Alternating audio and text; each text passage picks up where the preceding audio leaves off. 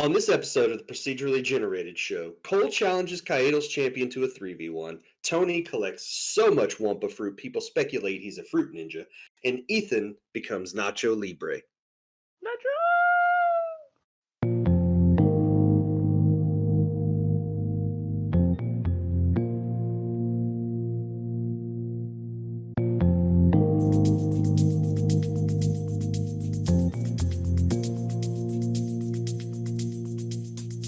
Howdy, everybody. Welcome to the Procedurally Generated Show. I'm your host, Tony, and joining me this week, I've got Ethan. Hey, Tony.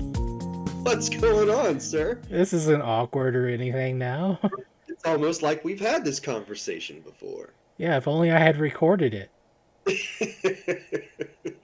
But yeah, this is the first episode in the brand new recording space. So I'm very happy.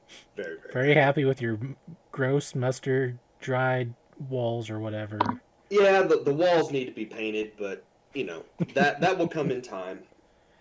I'm getting stuff situated though. So he was super excited. I was recording none of it. He talked about it for a little bit. I've got the TVs over there, multiple TVs with space for another one. I got brand new computers, brand new desks, brand new all kinds of stuff. So I'm hoping that will mean we can do some good recording in this space. Right. I've got a door that closes. I'm not sitting at my kitchen table for the first time in, what have we been doing this show? 12 years almost? You're not sitting next to a kitchen sink that will be running occasionally when someone gets thirsty. No, there's no fire trucks that should be driving down the street. There's no drag racing in your front yard. No drag racing across the park. It should be good. So, looking forward to what may or may not happen. Yeah, the only thing I'm missing at this setup now is a camera. I need to get a camera to put on top of one of the monitors.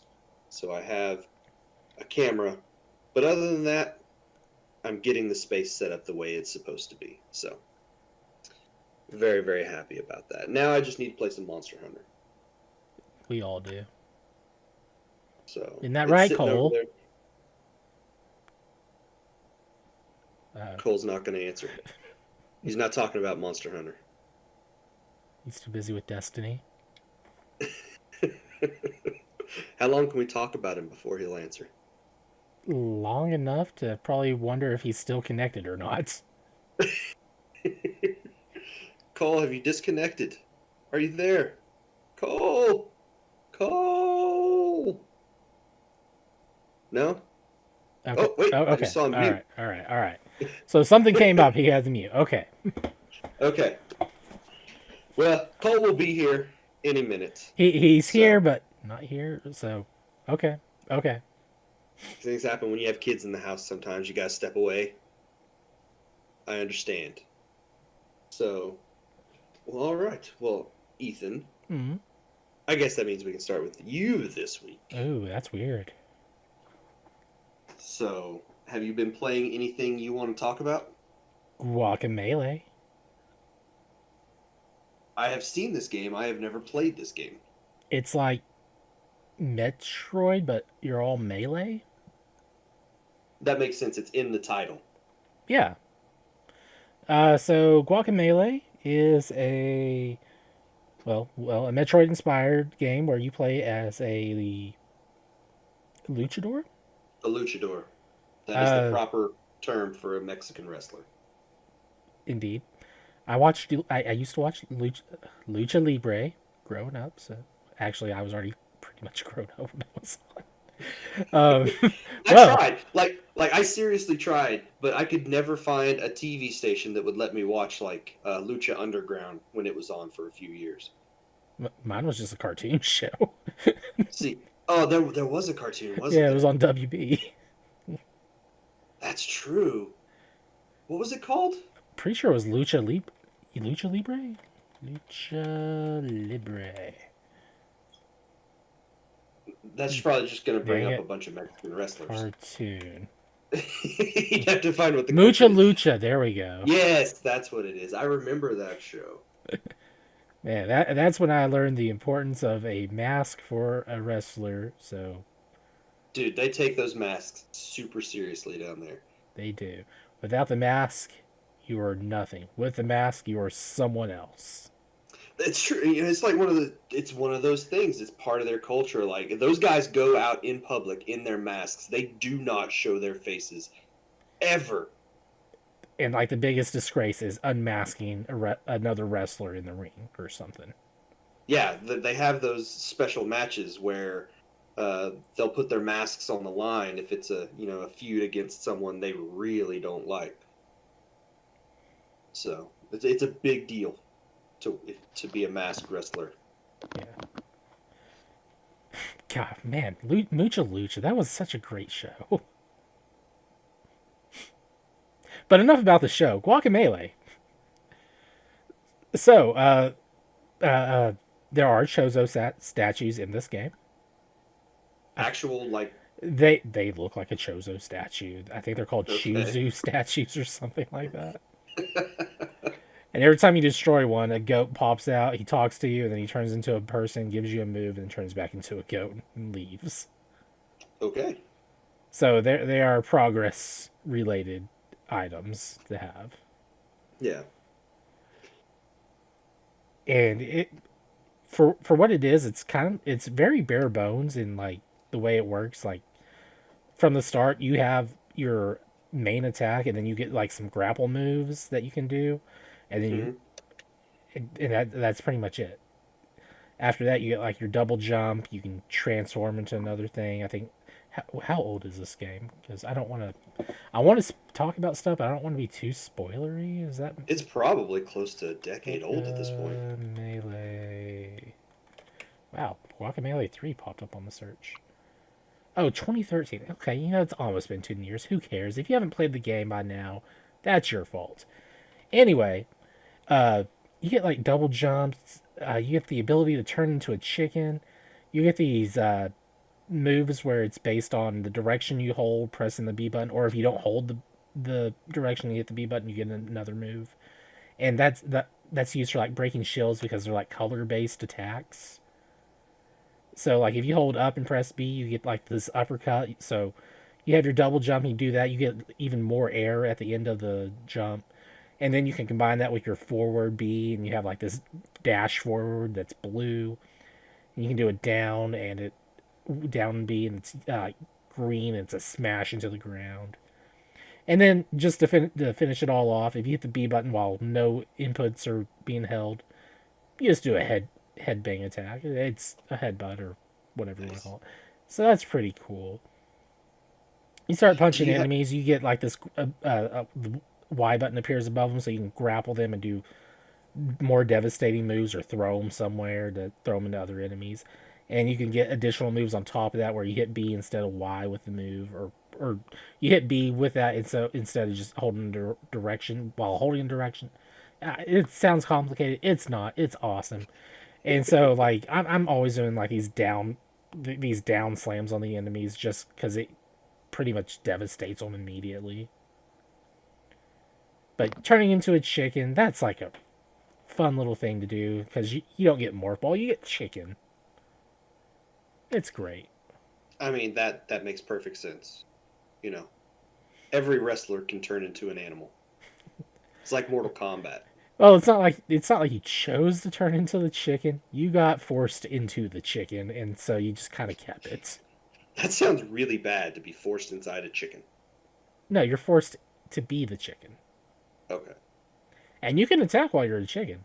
It's pitiful damage, but that's a pretty big insult to do to someone, I guess. This is the way. It is the only No. way. No, that's the Mandalorian, not the chicken. Are you sure? Pretty sure. There's also a so the game revolves around fighting a bunch of skeletons. It's happening during what is that called? The Day of the Dead in Mexico. That holiday. Dia de los Muertos. That thing. Yes. Dia de los Muertos. So you're actually not even a luchador at the start of the game. You just happen to get into a accident trying to save the girl that you like in the game or something. I don't know. And while you're in the land of the dead, you find a mask, and it's like, hey, become a luchador. We'll send you back to the real world. Kick those skeletons' butts. And that's pretty much the plot. And so eventually you get the power to like go between the two worlds. So you have like the real world and then the land of the dead world, and you can switch on the fly after a while. That's great. And then like some places where you can't even be in that area of that part of the world, so it like forces you back into the other world. It changes up the way you have to traverse stuff, and then oh gosh, what's that? Your fast travel is giant stone heads. I think they are based, or they're called. Oh geez, what was that thing from Legend of the Hidden Temple? Are they like the Maori Idol. statues? Legends of the Hidden Temple. Mori idols. Kinda Mayan Temple Guard. Stonehead. Okay. It is Olmec. There we go. I think they called him Olmec in the game as well. Olmec, yeah. So like you go in the mouths of one of those, and it's like little jokes happen here and there, or I think they might say nom nom nom or something. Of course. But it's amusing to, yeah. As long as they're not asking you for gum and calling you Right? dumb, then it's okay. Ask them how many licks of the center of the Tootsie Pop, and well, I still don't know. The world may never know.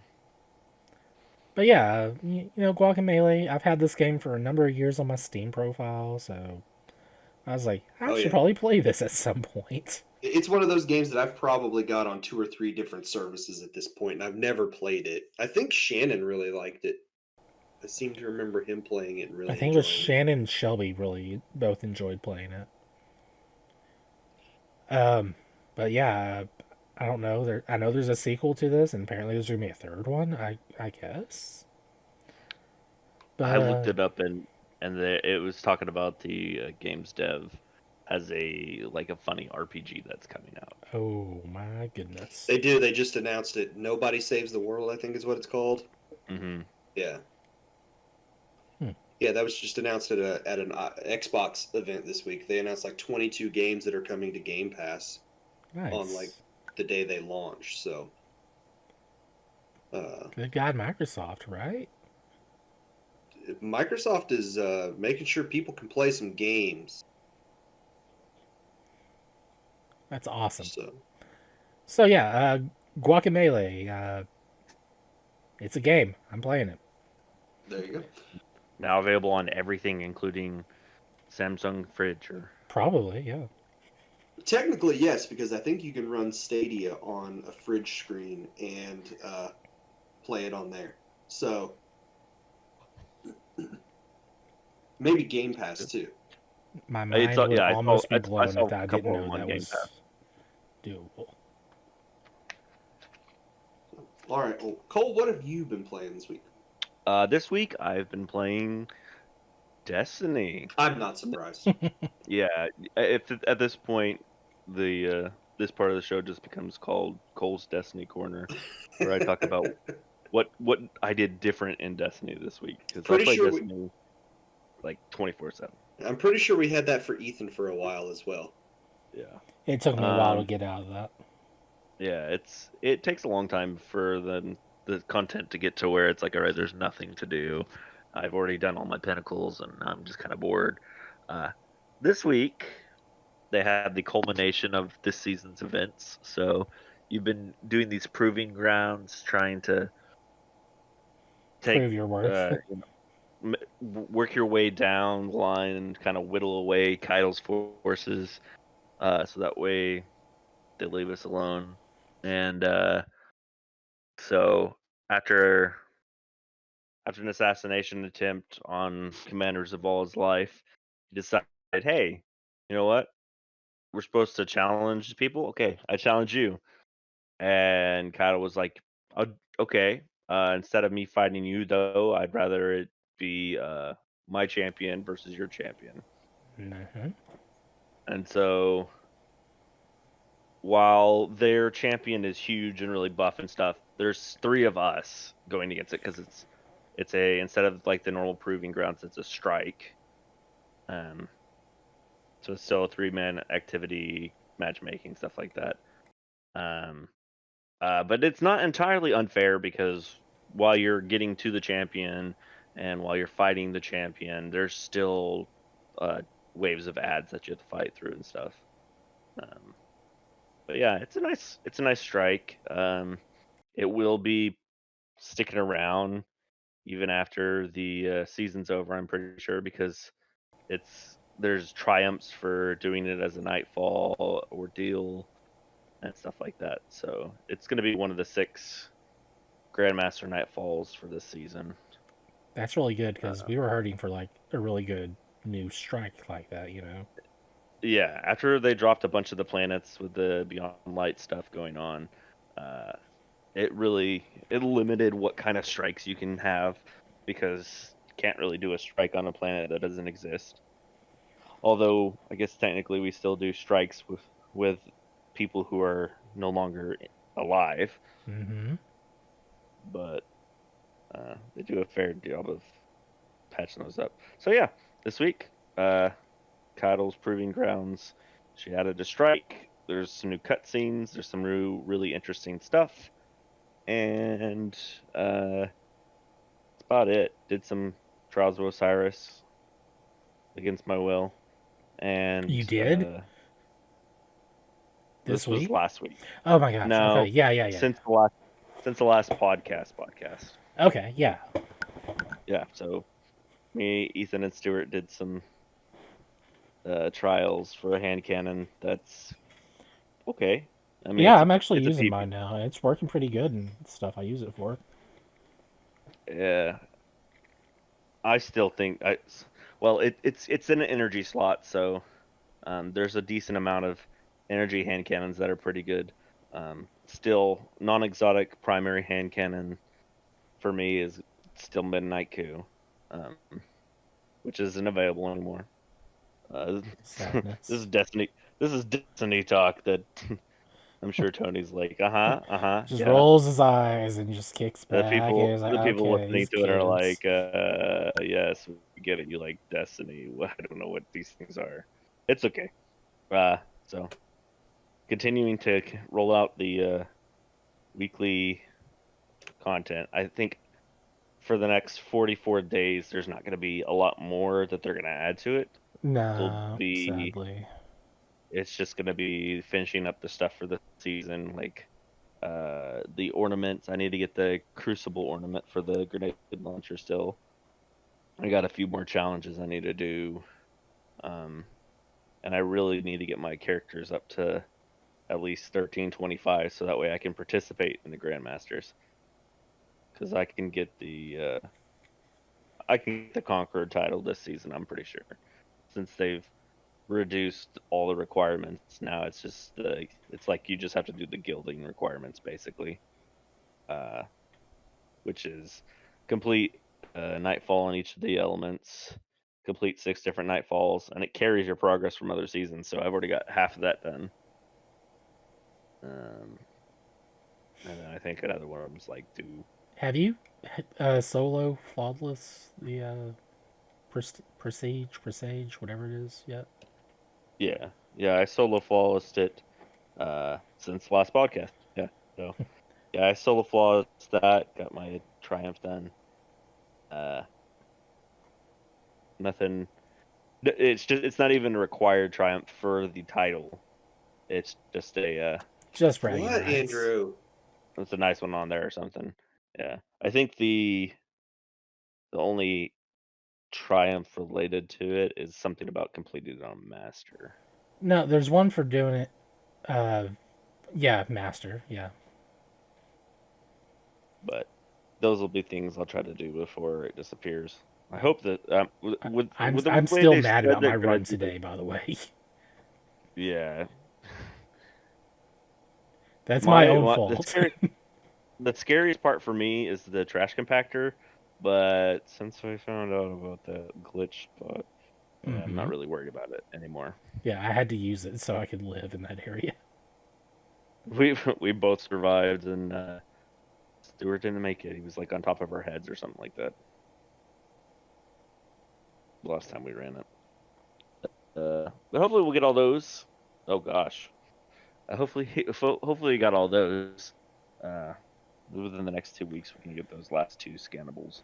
I'm apparently on week 4 right now. Same.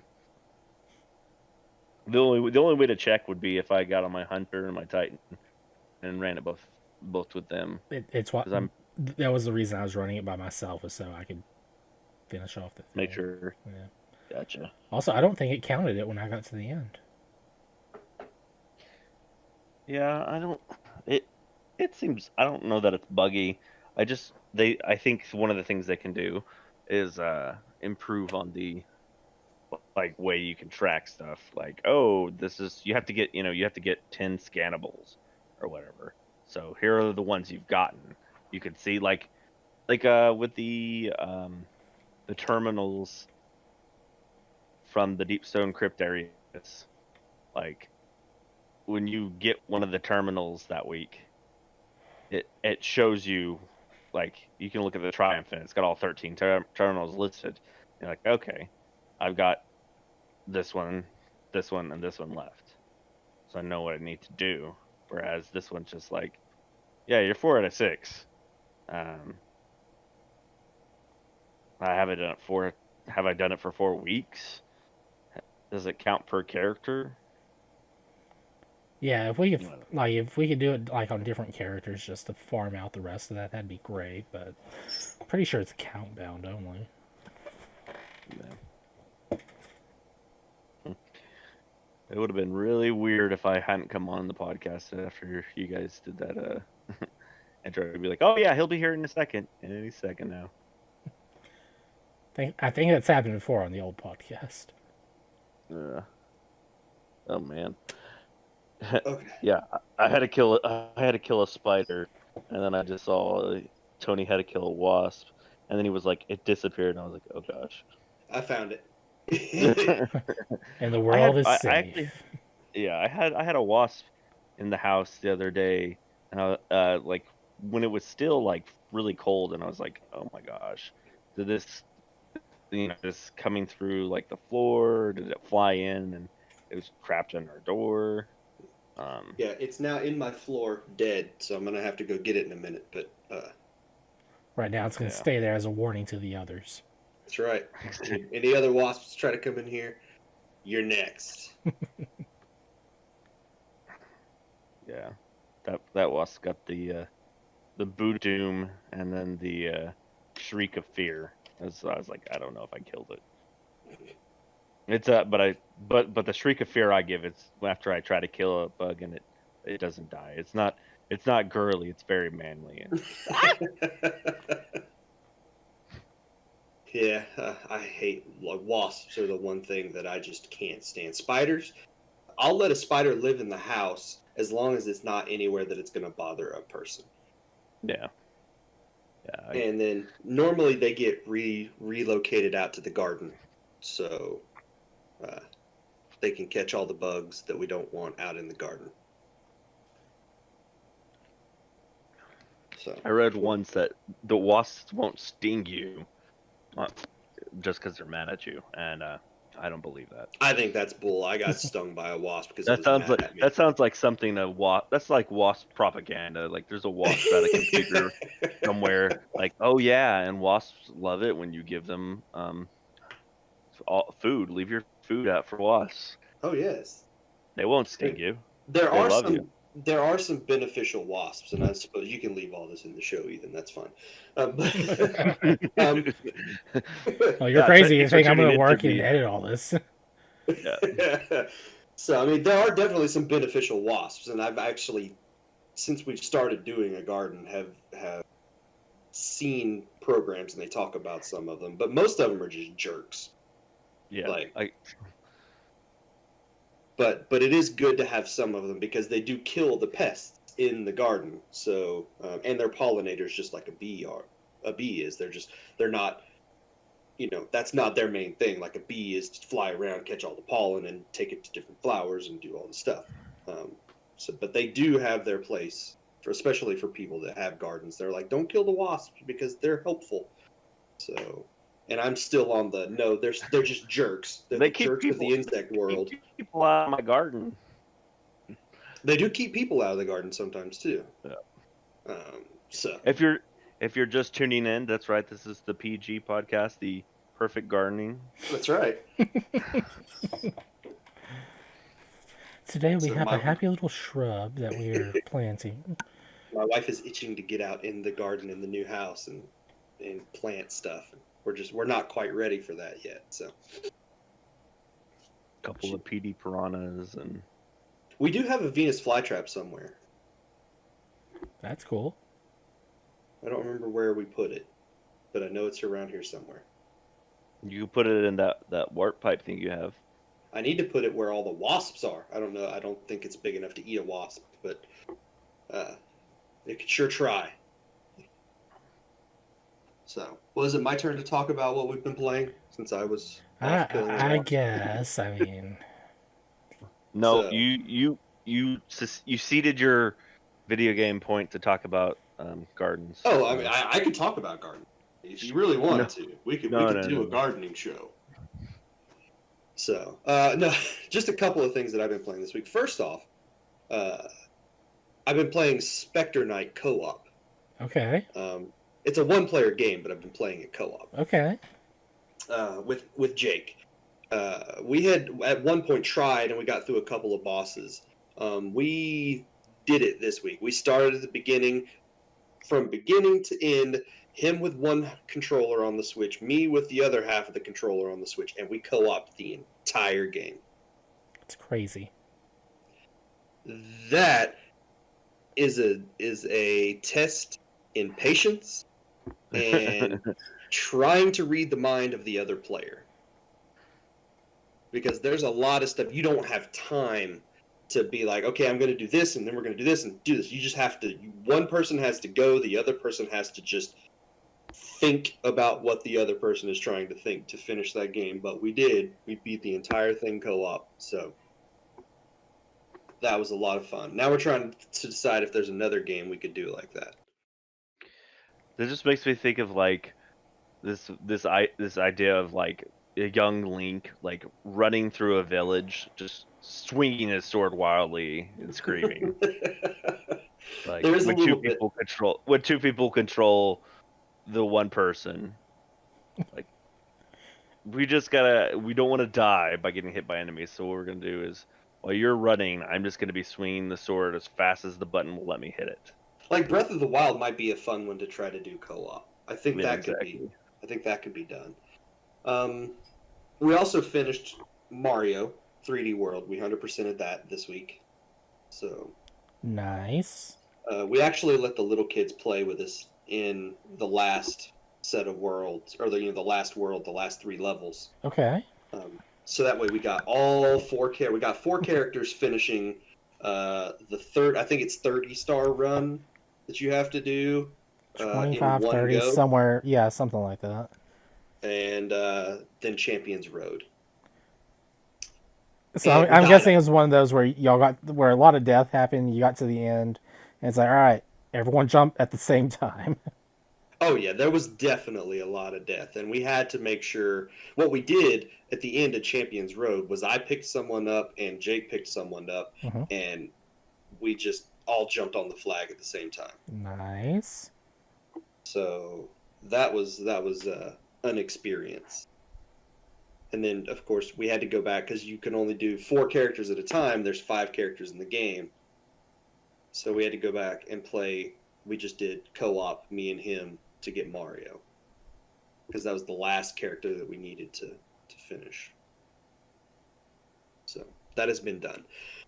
But the other thing that I've been playing this week, brand new, just came out on mobile phones, cellular phones for us here in the United States. Crash Bandicoot on the Run came Dun, out dun, this dun, week. dun.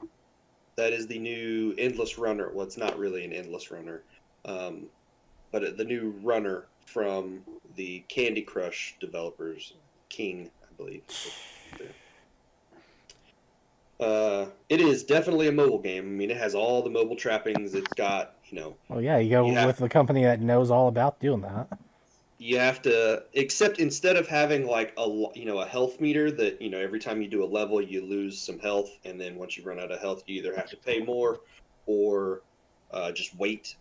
In this one, what they do is they get rid of that, and you have to have resources that you use to they end up being like weapons that you use at the end of the level to defeat whatever character's waiting for you at the end of the level, and you have to craft those before you can go into the level to actually play it. And to get those resources, there's another set of levels that you do they're endless, and you can actually just play forever if you wanted to, collecting resources. Because at different points, the path sort of splits, and there's one that has a sign that has a house on it for the end of the level, and then the other path has whatever types of resources are in that section of the level. Huh. And so you can decide if you want to keep going, or you've collected enough and you're ready to go back and play some of the regular levels. The game is broken up in sort of chunks of 4 mini bosses that are just generic. Like there's like a frosty crab or a nitro crab or something like that, and then there's one of the characters from the game, like Dingo Dial or Fake Crash, somebody like that, and you have to defeat the 4 little minions before you can face off against whoever is the boss of that section. Okay. The game itself is utterly mediocre. I mean, it's good. I'm having a ton of fun with it. I've put probably 4 or 5 hours into it playing. It is definitely not on the same level as a proper Crash platformer. So, I mean, if you've played anything like Subway Surfer or Dungeon Runner? Something. Jungle Run, yeah. If you've played those games, you know exactly what to expect. Jet Set Radio. Man, I would like a new Jet Set Radio game. No, I don't think it's anything like Jet Set Radio. No, the next Jet Set Radio is going to be a mobile platformer. Oh man! Don't you dare. And that you can play as different skins that you can put on Crash or Coco, because you can play as either. Will give you different things. Like the regular Crash will not start with anything. You can have, I think, I don't remember which one it is, but one of them will start with an Aku Aku mask. Another one will start with like a bomb or something that you can throw in the level. And then, of course, as you're running, you're collecting wumpa fruit, and it's tracking how many steps Crash takes, and it's totaling that up as you're playing. And so, the more you step, the more you run in the game, the more things will unlock, or things like that. So it's free to play. It's got all the mobile trappings. You can buy crystals that will speed up your resources, because once you've collected all the parts you need to create some of these weapons, you then can't just play. You have to then wait. There's a timer, and it'll be like 5 minutes or 10 minutes or whatever, and you can pay crystals to speed that timer up. So it's got all of those gotcha mechanics. It's got all of that stuff in there. I'm enjoying it. I don't know how much longer I'm going to enjoy it. I would really like to see the end of the game, but I don't know if I'm going to be able to get past all the free-to-play stuff that comes with the game. And I don't know. Mobile games are very hit or miss. Some people really like them, some people don't. This Crash seemed like the perfect style of game to fit this endless runner style of play. and I just keep, as I'm playing, I just keep thinking, I would have paid $10 for just a, you know, a crash game on mobile. With this, just get rid of all the free to play stuff. Let me buy costumes. Yeah. Let me buy things, you know, in the game that will help me, but aren't, you know, completely necessary. Just give me a $10 premium game and put some, you know, cosmetic microtransactions in there if you want to make a little bit more money. I'd be perfectly okay with that. Mario Run. Unfortunately, well, I bought Mario Run the day it came out and gave them $10 before I decided that the game was really boring as well. um, so, the problem with Mario is that you didn't have enough control over Mario, and that's one of the big things with a Mario game is having complete control and finesse over that character, and you just didn't have that in Mario Run. Yeah. So, unfortunately, I think the mobile market is just one of those markets where you can't put a premium product out there and get, you know, millions of people to download the game. Yeah. So, I don't know if there's been a hugely successful premium mobile game like that. Even Call of Duty went free to play when they went mobile. So, you have to deal with all of that stuff in a Call of Duty game as well. I think Minecraft's probably the only one that's That's true. Minecraft is, but that is, and all they did was gave you Minecraft on a phone, and I think, you know, that was the right thing to do. Yeah. Angry Birds, their next top grossing. Most of those are free. They didn't start All out free though. You had to pay like $2 or $3 when those games would first come out. And eventually they did go free to play. Yeah. So, I don't know. It's one of those things that I'd really like to have. Just this game would have been great if they had just put a traditional crash progression in there. Said, "Hey, $10, the game's yours. Have fun." Yeah. So, mainly because it wouldn't have had to have changed much from a regular crash game, because you're running towards the camera or you're running away from the camera, and they could have automated that part of it and just let you move, you know, the side to side stuff, and then do the jumping and the sliding and the spinning to attack. All of that stuff could have easily been tagged onto, you know, mobile controls. Yep. So Yeah. So I don't know. Did you know that wumpa fruit is not real? It's not. What? Wumpa fruit? I've collected a whole bunch of it. It's real fruit to me. is kind of a hybrid between an apple and a mango. Yeah. It does taste like apples, according to the developer. Interesting. So, but that's what I've been playing. Let's, I guess, take a quick break. We'll come back and we'll talk about the news. Hollering at me. It's recording now. Wow. I thought I clicked it. Apparently, I missed it by a pixel. Oops. Yeah. Oh, well. Take two. I'll start over. Yeah, sorry.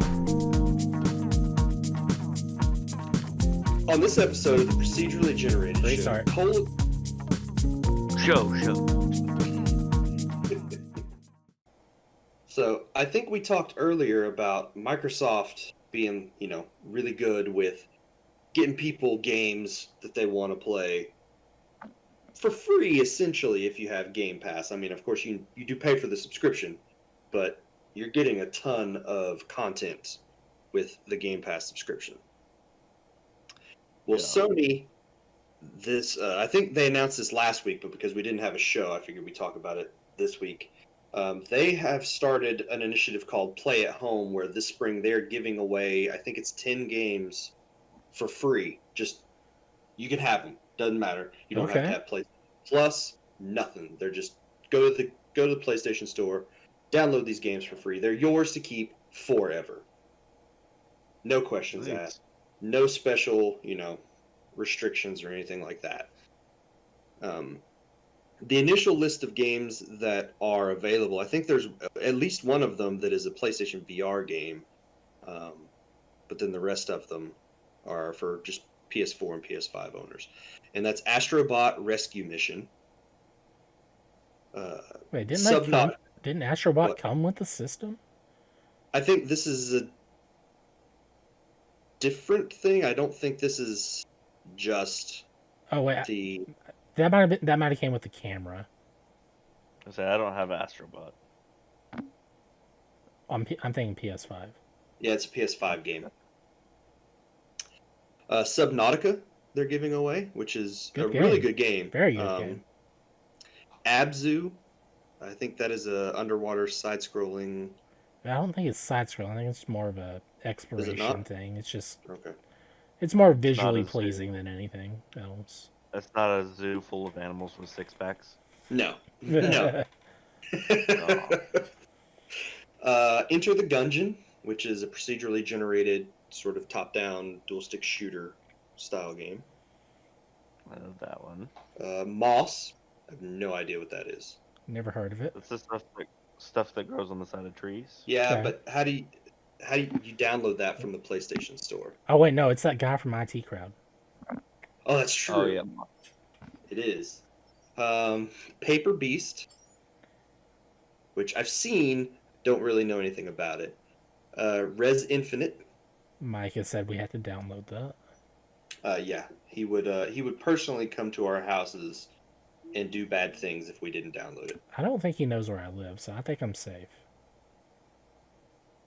That's right. I said it. What are you gonna do? The Witness and Thumper, which that is a fantastic little music game. It was more creepy to me than anything, but yeah, it's a thing. It is very intense. That I is played true. I played it on PlayStation VR, the demo thing. See, I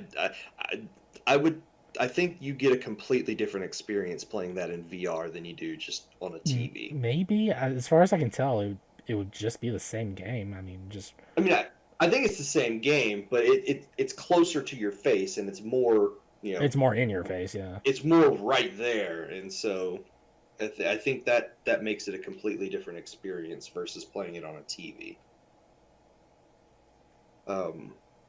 And then the last game that we know about is going to be available beginning April 9th, and that is Horizon Zero Dawn. Good Woo! game. Very good game. So, which I already own. I have it. I have never actually played it, but I do have it. So, Go one up you there. I don't have it, and I've never played it. that was always one that I was like, when it was first announced, I wanted to play it, and I've just never Exactly. actually sat down. It looks and played really good. Yeah. So it had the misfortune of coming out at the same time I got Breath of the Wild, and there was no question which one of the two I was going to play first. And then I just sort of forgot about Horizon Zero Dawn for a while. I should get Breath of the Wild. You should. It is a very I hear good game. I hear it's a very good game. Yeah.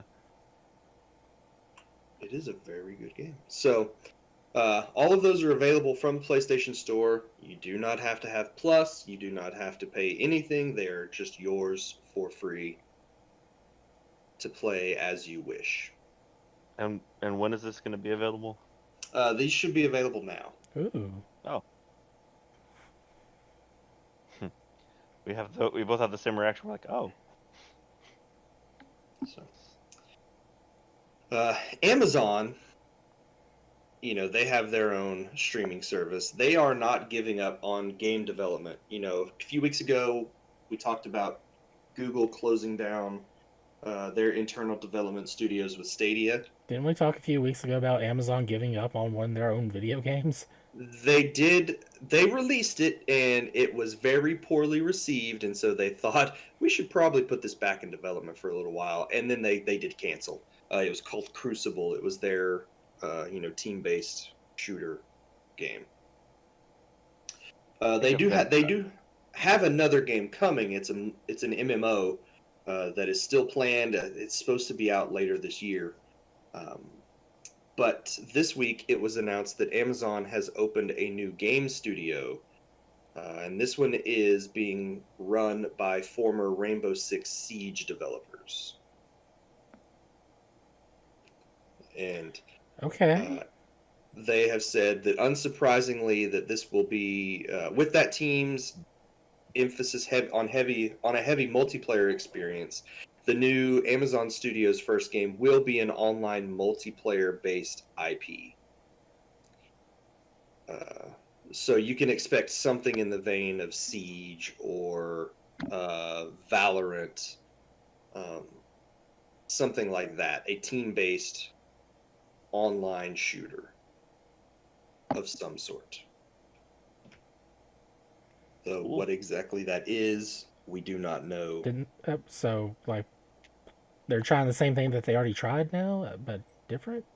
This is a different style of game, I think. Maybe, but With Crucible, they were trying to go down the route of, an Overwatch or a Paladins, or there's another one that's been out recently, but I cannot remember what it was called. Valorant, No, Call of Duty, no, it was no, it. For I don't Honor, know.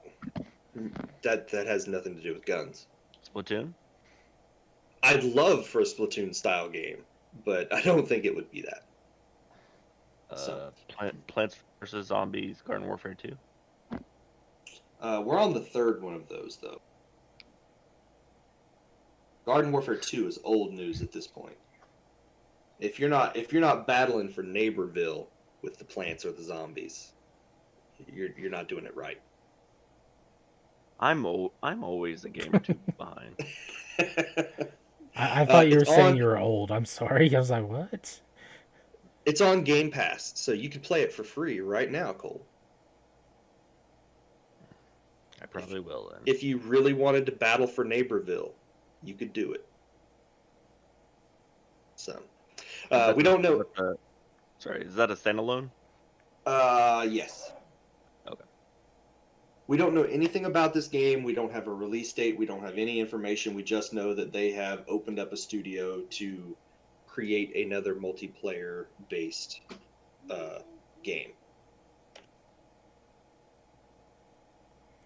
Good old multiplayer games.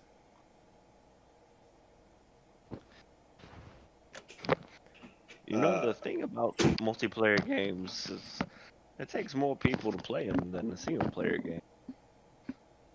It takes more players to play a multiplayer game? Than a single player game, yeah. He's not true. wrong. That's true. But then again, You could- Destiny is both single player and multiplayer. And as I proved with Jake this week, you could play a single-player game as a multiplayer game. So Or you a can multiplayer play game as a single player game. That too. I don't know how you do that. One would be a little bit more difficult. Well, it's like Portal 2 multiplayer. I played that by myself. I guess that's true. It was really difficult, but I did it. Have you ever played a multiplayer game in real life and as a single player? Like, I don't know, tag? Tag, you're it, and you just smack yourself in the chest. Yeah, I think that's called self-abuse. We probably shouldn't play that game anymore. Oh.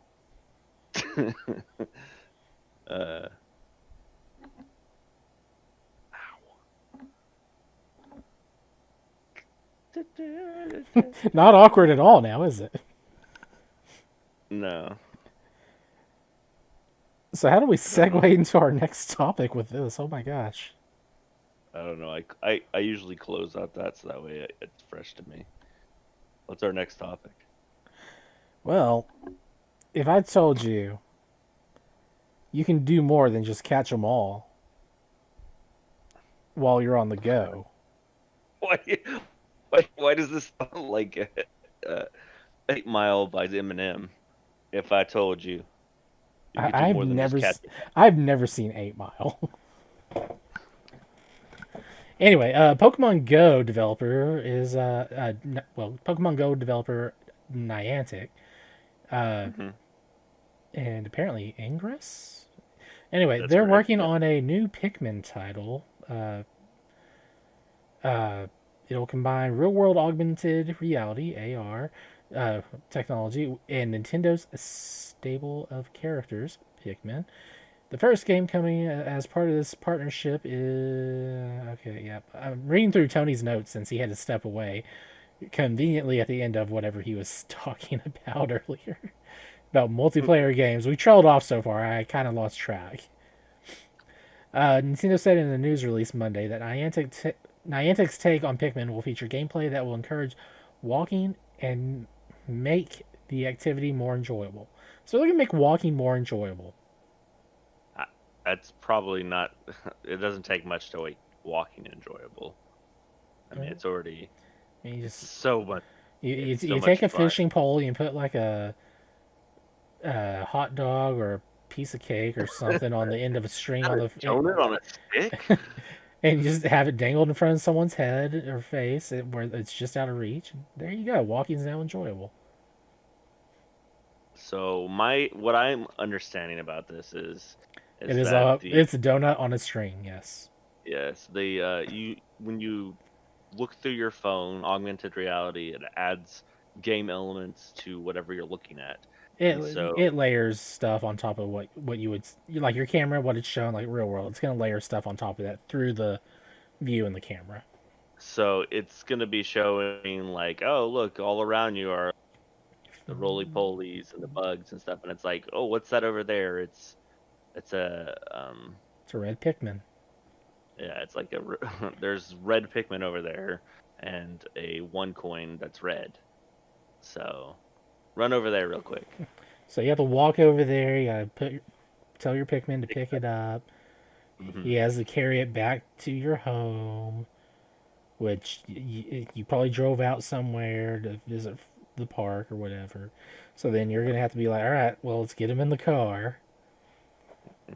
Come on. And you know it takes And him forever just to get back to base anyway. yep, and if you don't remember to pick up your Pikmin before nighttime, then you lose them. Yep. They get eaten. I think Niantic. I think they Niantic. also made Niantic. I think they also made a Harry Potter Go. I don't know about that one. I know they made a game that was similar to probably what you're thinking about, where it was like wizardry and all that stuff, and that was like the base for what they built Pokemon Go on top of, because you had Gotcha. like your areas that you controlled, which in turn became Pokestops and gyms. Oh yeah, yeah. Ingress, the original mobile version of Gang Wars. Oh gosh, you're right. Hey, hey Valor, you coming in my tuff? Oh no, it's the Team Mystic. I won't go into that. This cat just, Yeah, I swear, this cat stares out the window. they do that. Right now, we don't really know what this Pikmin mobile game is going to be like, but uh, just the mention of augmented reality and making walking fun. So don't expect, anything that you're gonna have to go out of your way to try. But I mean, should if it's a lot of people do Pokemon Go, so it Yeah, should be easy enough to try it out for a little bit and be like, okay, I kind of see what the joy is here, and then delete it. It's going to yeah. have all of those things that made people, crazy about Pokemon Go for a little bit. Yeah, but I mean, Pokemon Go had a lot of Oh, variety, and they're still adding to that. yeah. Versus Pikmin, it's like, all right, we got 300 red Pikmin, 200 blues, 500 yellows, and then we got some purples, and then we got these rock ones, and then we have these flying albino ones. The question's really going to be, can Pikmin get people excited the same way that Pokemon was able to? And I I don't don't think know if so. that's going to be the case. yeah. Like, there are a lot of die-hard Pikmin fans who are going to download this game while they wait for Pikmin 4, should it ever come. Pikmin But forever. ugh, So it'll be interesting to see. I'll download it and give it a chance and see. I played Pokemon Go for about a week before I was like, I don't want to play this. I don't want to have to go walk around the neighborhood to catch a Squirtle. So it'll Anyway. be interesting to see. Yep. And like, there's a lot of stuff they could do with Pikmin, especially if they implement the AR stuff and the camera in this more than they did with Pokemon Go. Because with Pikmin, it's all about being in the world and using the things in the environment to progress the game. They're gonna make you go out into your backyard. You're gonna have your phone put right close to the ground, so that way you can look for little flowers growing out of the ground that are Pikmin. So, yeah, I'm glad to see Nintendo playing around with this AR stuff and trying new things to get people interacting with games and the world all at the same time. So it'll be really interesting to see if this catches on the way that Pokemon did. Yeah, I don't see it catching on as much, but I see it being popular with a good number of people. That's a possibility. And it probably So, stands a better chance than Minecraft World. yeah, that didn't last very long, did it? I didn't. Minecraft Earth. Yeah, that. Eh. Sorry, I didn't even know it was out of beta or whatever. Or did it just go to beta and die? I don't know that it ever technically left beta. I think it was always sort of in a beta stage. I mean, yeah, didn't Minecraft just finally get out of? Like they finally announced that Minecraft isn't in beta anymore. No. That was No. whenever the game actually hit 1.0.